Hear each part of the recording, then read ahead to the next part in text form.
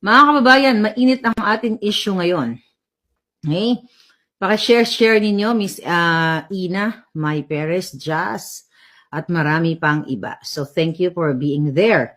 So, actually, kanina pa dapat tayo mag-vlog.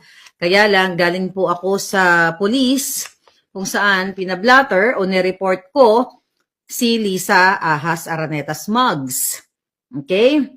Dahil napag-alaman ko, mga kababayan, na nagpapadala, ngayong holidays ay nagpadala si Lisa Smugs ng mga tauhan niya dito. Hindi na lang natin papangalanan ang mga pinadala niya dito, pero isa sa nandito ngayon ay si Melquiades Robles ng PCSO.